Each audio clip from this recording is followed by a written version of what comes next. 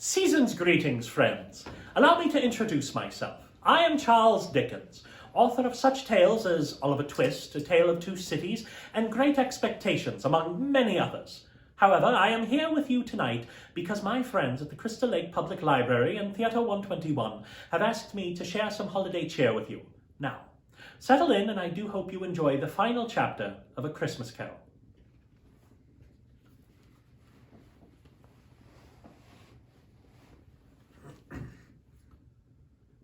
Stave 5, the end of it. Yes, and the bedpost was his own. The bed was his own. The room was his own.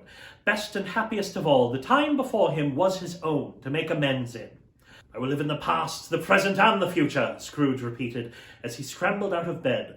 The spirits of all three shall strive within me. Oh, Jacob Marley, heaven and the Christmas time be praised for this. I say it on my knees, old Jacob, on my knees. He was so fluttered and so glowing with his good intentions that his broken voice would scarcely answer his call. He had been sobbing violently in his conflict with the spirit, and his face was wet with tears. "They are not torn down," cried Scrooge, folding one of his bed curtains in his arms. "They are not torn down, rings and all. They are here. I am here. The shadow of the things that would have been may be dispelled. They will be. I know they will." His hands were busy with his garments all this time, turning them inside out, putting them on upside down, tearing them, mislaying them, making them parties to his every kind of extravagance. "I don't know what to do," cried Scrooge, laughing and crying at the same time, and making a perfect lacoon of himself and his stockings. "I am as light as a feather, and I'm happy as an angel. I'm as merry as a schoolboy. I'm as giddy as a drunken man. A Merry Christmas to everybody. A Happy New Year to all the world. Hello here, whoop, hello!" He had frisked into the sitting room and was now standing there, perfectly winded. "There's the saucepan that the gruel was in," cried Scrooge, starting off again and going round the fireplace. "There's the door by which the ghost of Jacob Marley entered. There's the corner where the ghost of Christmas Present sat. There's the window where I saw the wandering spirits. It's all right. It's all true. It all happened. Ha ha ha ha!" Really, for a man who had been out of practice for so many years, it was a splendid laugh, a most illustrious laugh, the father of a long, long line of brilliant laughs. "I don't know what day of the month it is," said Scrooge. "I don't know how long I've been among the spirits. I don't know anything. I'm quite a baby. Never mind, I don't care. I'd rather be a baby. Hello! Whoop! Ha ha! Hello there!" He was checked in his transports by the church's ringing out of the lustiest peals he had ever heard. Clang, clang, hammer, ding, dong, bell. Bell, dong, ding, hammer, clang, clash. Oh, glorious, glorious. Running to the window, he opened it and put out his head. No fog, no mist, clear, bright, jovial, stirring, cold, cold piping for the blood to dance to. Golden sunlight, heavenly sky, fresh, sweet air, merry bells. Oh, glorious, glorious. "What's today?" cried Scrooge, calling down to a boy in Sunday clothes, who perhaps had loitered in to look about him. "Eh?" returned the boy with all his might of wonder. "What's today, fine fellow?" said Scrooge. "Today?" replied the boy. "Why, Christmas Day."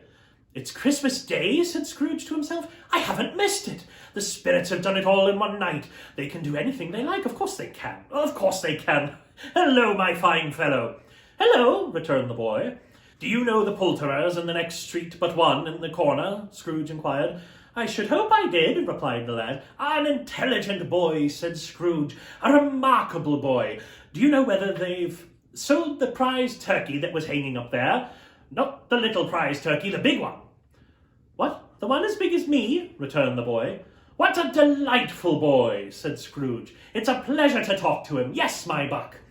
"It's hanging there now," replied the boy. "Is it?" said Scrooge. "Go and buy it."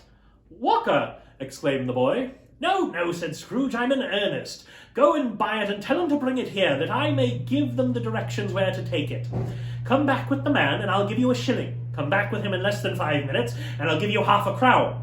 The boy was off like a shot.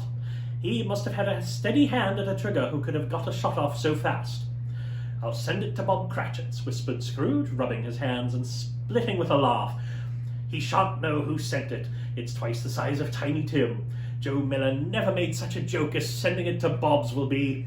hand in which he wrote the address was not a steady one, but write it he did, somehow, and went downstairs to open the street door, ready for the coming of the poulterer's man. As he stood there, waiting his arrival, the knocker caught his eye. "I shall love it as long as I live," cried Scrooge, patting it with his hand. "I scarcely ever looked at it before. What an honest expression it has on its face. It's a wonderful knocker. Here's a turkey. Hello! Whoop! How are you? Merry Christmas!" It was a turkey. He never could have stood upon his legs, that bird. He would have stepped him off in a short minute, like sticks of sealing wax. "Why, it's impossible to carry that to Camden Town," said Scrooge. "You must have a cab." The chuckle with which he said this, and the chuckle with which he paid for the turkey, and the chuckle with which he paid for the cab, and the chuckle with which he recompensed the boy, were only to be exceeded by the chuckle with which he sat down breathless in his chair again, and chuckled till he cried. Shaving was not an easy task, for his hand continued to shake very much, and shaving requires attention even when you don't dance while you are at it. But if he had cut the end of his nose, he would have put a piece of sticking plaster over it and been quite satisfied. He dressed himself all in his best, and at last got out into the streets.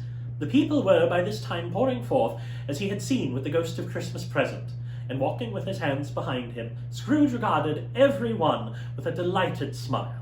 He looked so irresistibly pleasant, in a word, that 3 or 4 good-humoured fellows said, "Good morning, sir, Merry Christmas to you," and Scrooge often said afterwards that of all the blithe sounds he had ever heard, those were the blithest in his ears. He had not gone far when, coming on towards him, he beheld the portly gentleman, who had walked into his counting-house the day before and said, "Scrooge and Marley's, I believe." It sent a pang across his heart to think how this old gentleman would look upon him when they met. But he knew what path lay before him, and he took it. "My dear sir," said Scrooge, quickening his pace and taking the old gentleman by his hands, "how do you do? I hope you succeeded yesterday. It was very kind of you. A Merry Christmas to you, sir." "Mr. Scrooge?" "Yes," said Scrooge, "that is my name, and I fear it may not be pleasant to you. Allow me to ask your pardon, and will you have the goodness—" Here Scrooge whispered in his ear. "Lord bless me!" cried the gentleman, as if his breath were gone. "My dear Scrooge, are you serious?" "If you please," said Scrooge, "not a farthing less. A great many back payments are included in it, I assure you. Will you do me that favour?" "My dear sir," said the other, shaking hands with him, "I don't know what to say to such munificent—" "Don't say anything, please," retorted Scrooge. "Come and see me. Will you come and see me?" "I will," cried the old gentleman, and it was clear that he meant to do it. "Thank ye," said Scrooge. "I am much obliged to you. Thank you 50 times. Bless you!" He went to church and walked about the streets, and watched the people hurrying to and fro, and patted children on the head, and questioned beggars, and looked down into the kitchens of houses, and up to the windows, and found that everything could yield him pleasure.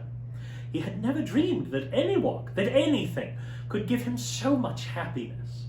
In this afternoon he turned his steps toward his nephew's house. He passed the door a dozen times before he had the courage to go up and knock, but he made a dash and did it.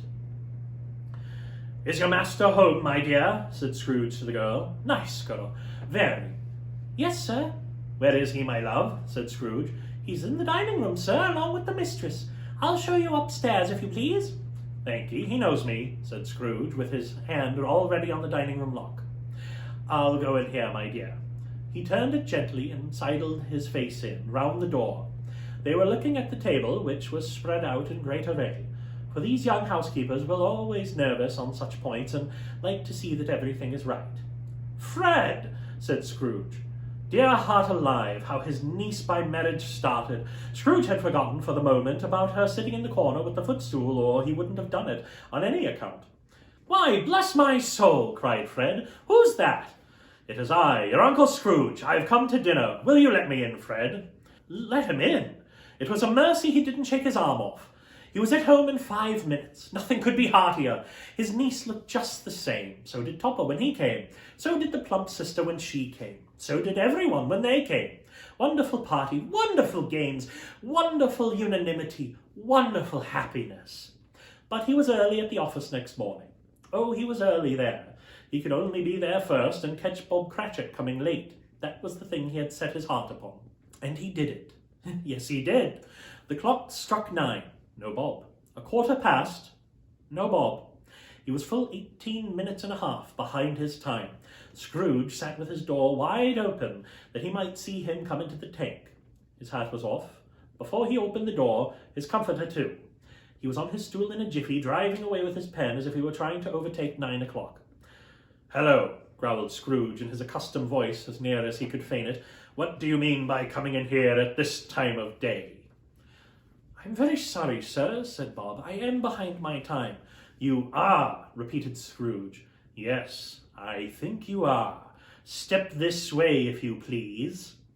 "It's only once a year, sir," pleaded Bob, appearing from the tank. "It shall not be repeated. I was making rather merry yesterday, sir."